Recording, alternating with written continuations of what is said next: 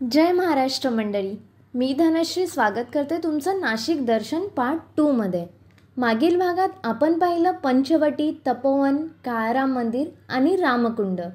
या भागात आपण पाहणार आहोत नाशिकमधील BAPS स्वामीनारायण मंदिर, भक्तनिवास आणि 12 ज्योतिर्लिंगापैकी एक ज्योतिर्लिंग म्हणजेच त्र्यंबकेश्वर।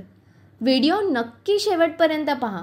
चला तर मग आपण सुरुवात करूया BAPS स्वामीनारायण मंदिरापासून।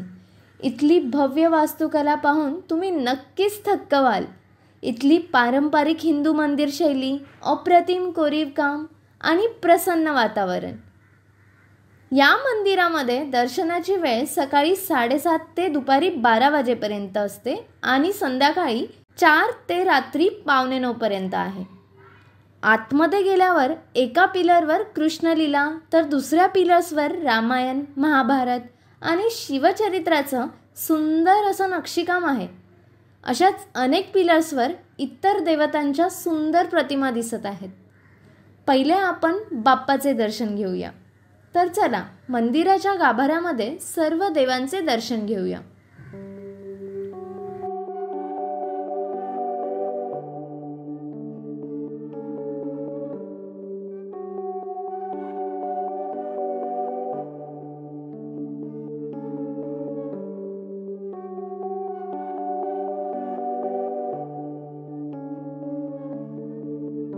खूप छान आहे ना मंदिर, इथून जाण्याची इच्छाच होत नाहीये। BAPS स्वामीनारायण मंदिर नंतर आम्ही निघालो त्र्यंबकेश्वरला। त्र्यंबकेश्वर नाशिक शहरापासून अवघ्या 30 किलोमीटर अंतरावर आहे। येथे जायला फ्रिक्वेंटली बसेसही असतात। दर्शन घेण्याआधी त्र्यंबकेश्वरला आम्ही भक्तनिवासमध्ये राहिलो होतो। भक्तनिवासाची बुकिंग ऑनलाईन आधीच करावी लागते। इथलं वातावरण एकदम स्वच्छ, शांत आणि सुंदर आहे। गजानन महाराजांचं दर्शन घेऊन आम्ही भक्त प्रसादालयात गेलो। प्रसाद खाण्याआधी आम्ही श्रीहरीचे नाव घेतले आणि सुरुवात केली।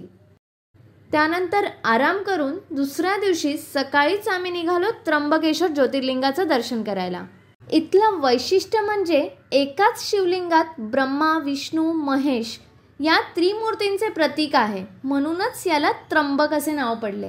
येथे आत गेल्यावर दर्शनासाठी खूप मोठी रांग होती। जवळजवळ अर्धा तास रांगेत थांबल्यानंतर आम्हाला दर्शन घेता आलं।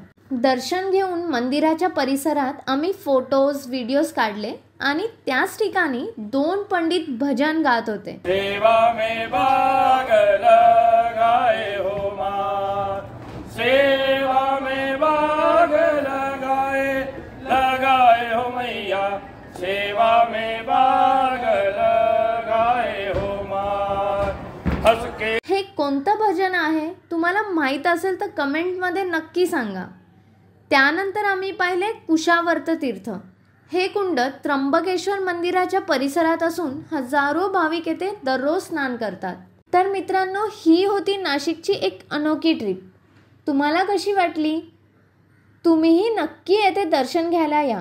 चॅनलवर नवीन असाल तर सबस्क्राईब करा। व्हिडिओ आवडला असेल तर लाईक करा, शेअर करा आणि आमच्या ट्रॅव्हल जर्नीसोबत जोडले जा। जय स्वामीनारायण, हर हर महादेव।